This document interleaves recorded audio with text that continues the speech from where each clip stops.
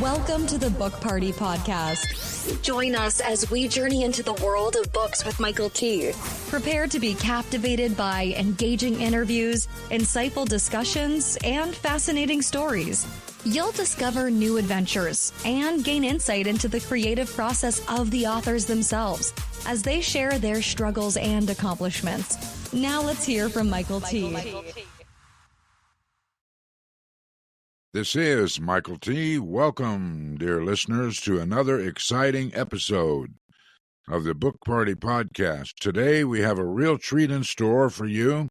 We're diving deep into adventure, romance, and high seas intrigue with award-winning author who knows how to spin a tale that keeps you hooked from the first page.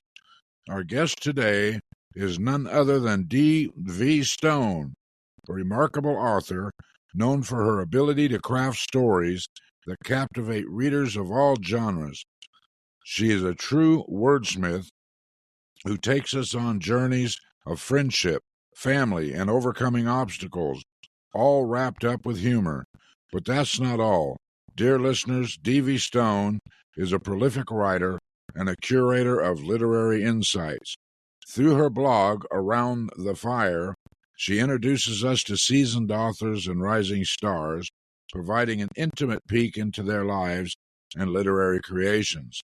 And let's not forget her delightful contributions to Still Moments magazine, where she cherished recipes with her readers. Now D.V. Stone has retired from her previous careers as an emergency medical technician, coffee shop owner, and even a manager at an animal emergency hospital. Her diverse life experiences enrich her storytelling, making her books all the more engrossing. Today, we'll delve into her latest literary gem, Sea Hunter. It's a tale of high-stakes adventure on the treacherous high seas, where an archaeologist, Zahra Corbyn, must protect a historic shipwreck from ruthless treasure hunters, including the enigmatic Captain Jack Alexander. But as fate weaves its intricate threads, Zahra and Jack join forces against a familiar foe, leading to unexpected alliances and perhaps a change of heart. So, dear listeners, if you're a fan of characters like Lara Croft, Indiana Jones, get ready to fall in love with Zahra Corbyn and Jack Alexander as they embark on a thrilling adventure. At the same time, the tantalizing power of mortar and pestle looms in the background. Let's welcome the brilliant D.V. Stone to the show without further ado. So, D.V. Stone, you are joining us today. Your latest book, Sea Hunter, has us all on the edge of our seats. So why don't you take it from here, fill in the blanks, and tell us, our listeners, a bit about yourself. Well, ahoy, mateys. I'm glad you could join us today. I'm glad to be here today, Michael. It's a pleasure. I've been looking forward to this.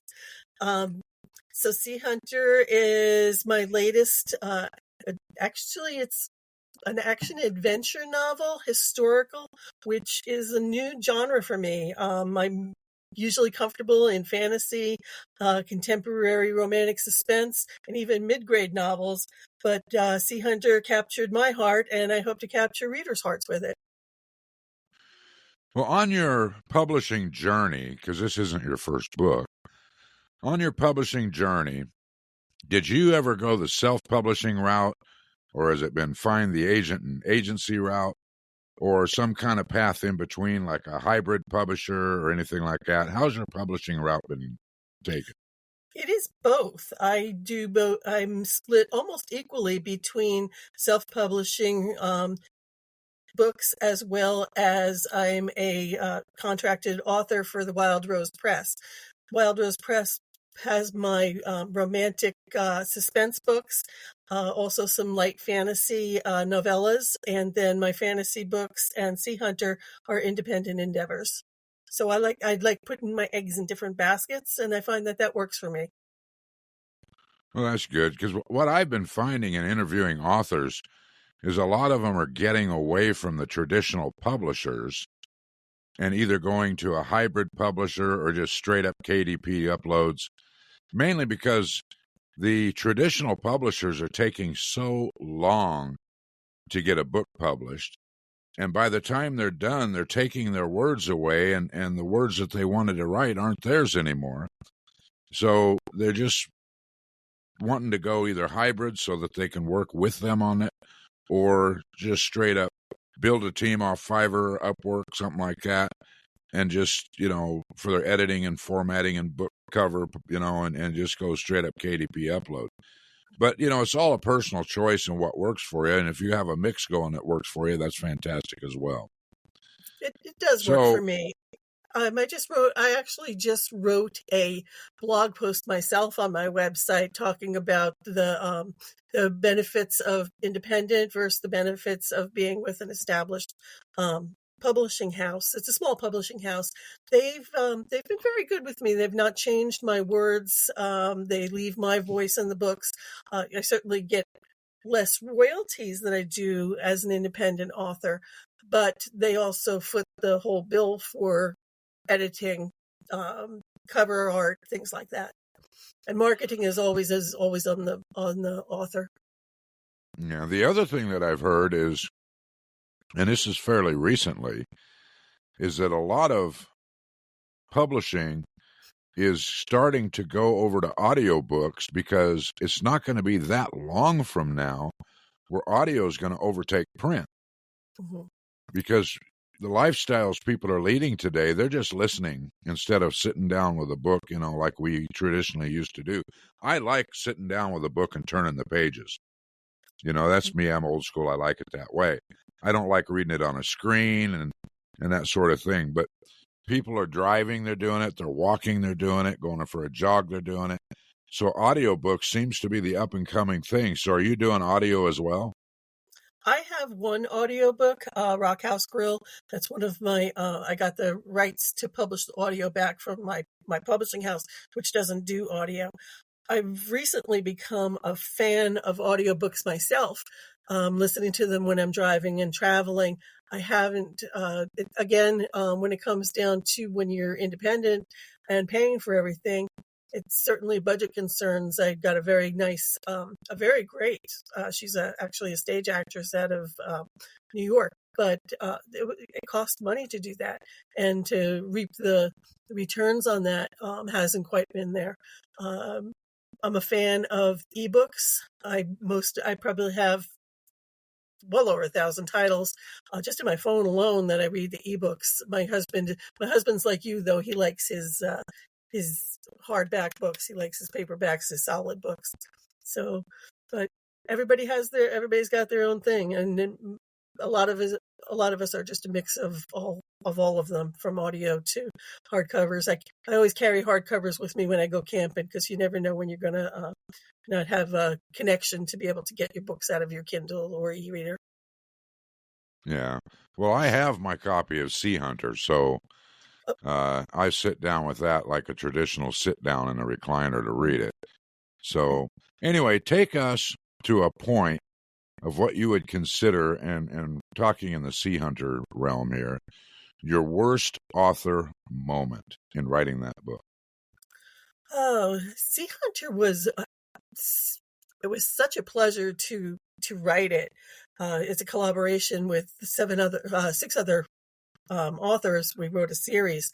So I think the worst part of it was when we had to sit down and everybody had to bend a little bit, because all the authors in that group are different genres, different heat levels, and we all kind of had to come together to make things even, to level the playing field a little bit.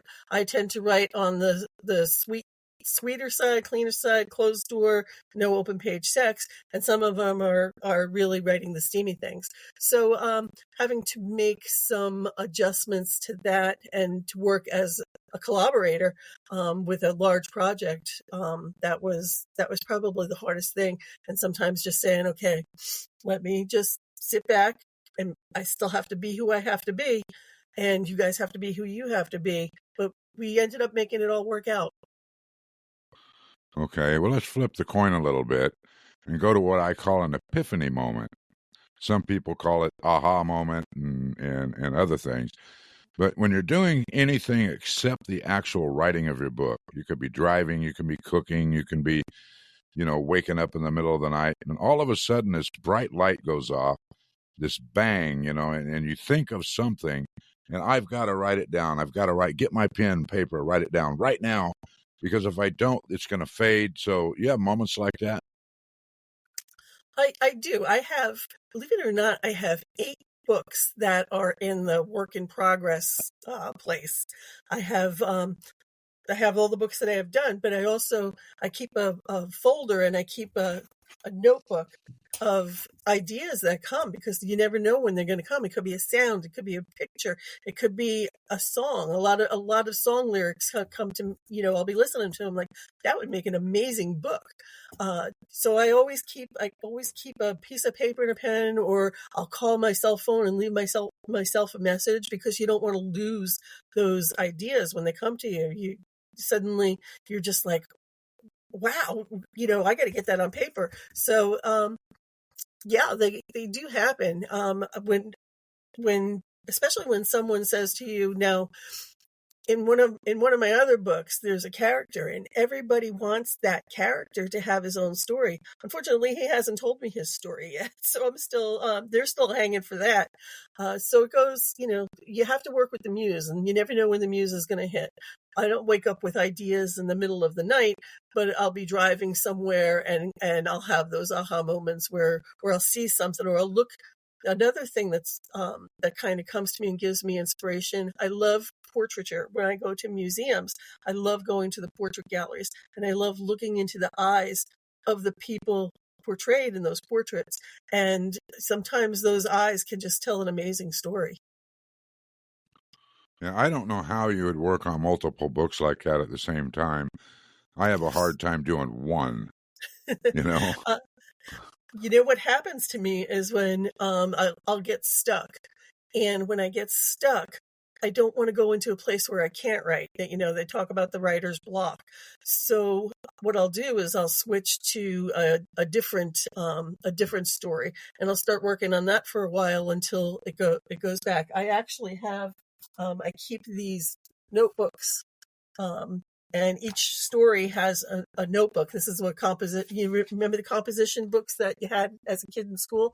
Every story has its own composition book that has the characters, because you can get it mixed up, and you don't want to suddenly put. I tell you what, one time I brought back a dead character from the first book and put it into the second book. So you need to keep track of things. And sometimes that can be difficult when you're writing multiple stories, but also multiple genres, which is what I do. Oh, okay. Yeah, I have a hard time working with just one book. But mine are nonfiction, so I have to have a solid researched outline, and work from that. So, I can't go without an outline that's solidly researched, and that takes more time to do that properly. And then when you write from that outline and from that research, and it's broken down for me there. So what is the one thing that you're the most fired up about today, the most excited about right now today? Right now today. Well, I'm excited. I love talking about books and stuff. So I'm really fired up and excited about being here. And but I'm excited about a book that I'm working on. But I also just got an amazing review on Sea Hunter, and I got an amazing review on one of my fantasy books, Police. And that just kind of because as an author, sometimes you get sucked into self-doubt. And why would anybody want to read this? This doesn't even make sense. And all of a sudden you'll get, but that's my favorite book, and that's my favorite story. And that just, it's like somebody creating or saying something wonderful about your child. You're so proud of that moment where they say that they absolutely loved it. So having those reviews come in and saying, I loved your book, and I just told my friend they have to read it. And that just happened recently with 2 of my books. Okay, well, this is Michael T. We invite you to go to bookpartypodcast.com and hit that subscribe tab on top and scroll down to the icon of your choice, such as Apple Podcast, Spotify, Amazon Music, iHeartRadio, or Odyssey. You can download and follow us there. Please leave a review. Don't forget to sign up for our weekly video newsletter and get the latest information on our upcoming shows. Okay, DV, we are going to enter the lightning round. And in the lightning round, we have 4 pointed questions for 4 pointed answers. So now this is going to go back a ways since you've been writing for a while. But before you started writing as an author, what kept you from starting in the first place? Fear of rejection, fear of not being able to do what I've always dreamed of doing. That you wouldn't be accepted as a writer, or you didn't have something to say? I barely graduated high school. I've worked most of my life, and you get a fear of, who do you think you are? That voice that's inside your head that many of us deal with, no matter whether it's writing or reaching out for a dream and doing something different. We have that self-doubt, and we sometimes listen to those voices. So it wasn't until I was a certain age that I was like, you know what? I'm writing for myself. And I sat down and I locked my computer every time I was done, and I wouldn't let anybody read it until I finally sent it to someone to take a look at. And they're like, it's a really good story, but it needs a lot of work. And I'm like, well, at least I have a good story, because you can teach somebody to fix things in your story, but it's really hard to teach someone to tell a story. Yeah, you got to trust your editors. Mm-hmm. If you get a really good editor, they can really turn your work into a really good book. You got to get an editor that you trust. Yeah, I have 2 editors. I have one with Wild Rose Press that I absolutely adore. Her name is Elf. And then I have another editor named Nancy. And I actually sent Nancy a manuscript for a book back last December. And I'm like, please help me like my story again. I hate this story. And we worked at it, and we got it done and got it published. And I just had someone else tell me that it was one of their favorite books. So. That's fantastic. So what's the feeling when you get your first published book? That feeling of, I'm published. That's a fantastic feeling, isn't it?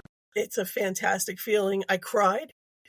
You open up the box, and it's just overwhelming, because a lot of people don't understand how much time and effort goes into a book. They'll pick a book up off the shelf and they'll finish it in a day or 2, 3, a week. But as an author, we're working on books sometimes for years. I'm working on a series now that I started back 8 years ago, and it's still a work in progress. That I absolutely love the story, and I don't want to give up on it, but it takes a lot of time, and it takes a lot of time away from your family. It takes a lot of time away from the things that you like to do. So you can spend hours and hours and hours and days and years working on something. Well, once you started writing for novels, what was the best advice that you had ever received? Especially as an independent, the best information that I got was to get the best editor that you can afford.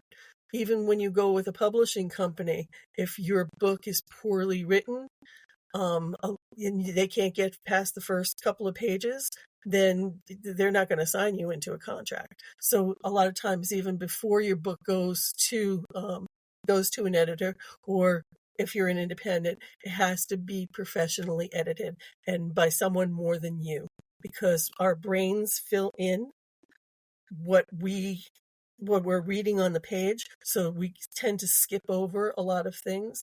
So the best editor that you can afford. Beta readers are not the same. Friends are not the same. It needs to be someone who knows what they're looking for.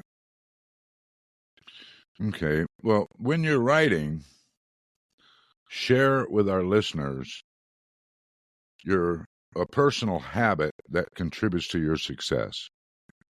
So to me, it doesn't seem like I have a lot of books when I look at other people, but when I look back at the past couple of years, I've put out quite a few books. And I think the reason that happens is because I treat it as a job. It is not a hobby.